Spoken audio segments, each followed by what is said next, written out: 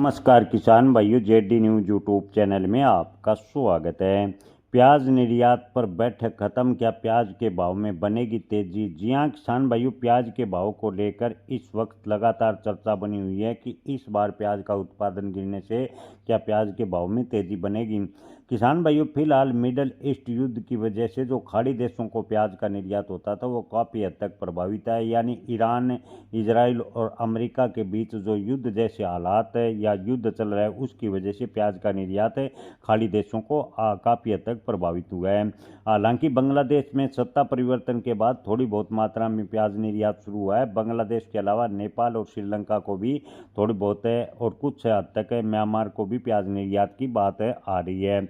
लेकिन आपको बता दें कि प्याज निर्यात को लेकर केंद्रीय उपभोक्ता मामलों के विभाग यानी DOCA के सचिव निधि खरे ने प्याज निर्यात संघ के सदस्यों के साथ एक बैठक बुलाई और इस बैठक का उद्देश्य था कि प्याज का निर्यात बढ़ाया जाए और प्याज के भाव किसानों को ठीक मिले, उसको लेकर प्रयास करना था। इनके उपायों पर चर्चा हुई।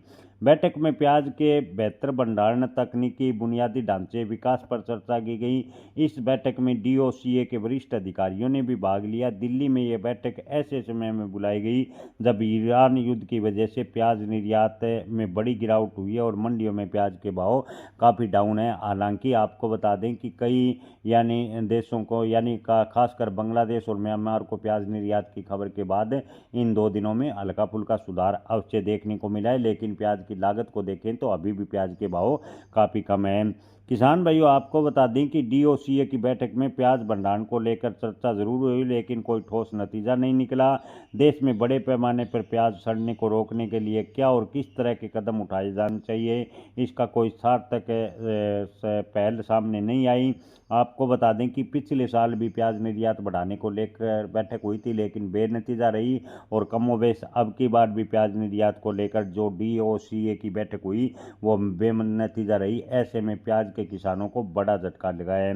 प्याज निर्यातकों ने इस बार उत्पादन कम होने का अनुमान जताया। प्याज के दाम गिरने की भी आशंका जताई है। इसको देखते हुए निर्यातकों ने DOCA से प्याज के भाव को स्थिर करने के लिए गारंटी की मांग की कि प्याज का न्यूनतम समर्थन मूल्य लागू किया जाए, प्याज के भाव स्थिर रहे, इसकी गारंटी सरकार दे। लेकिन सरकार ने इस पर कोई भी टिप्पणी नहीं की। निर्यातकों ने देश में आलू की तरह प्याज के भंडारण का इंफ्रास्ट्रक्चर बढ़ाने की भी मांग की।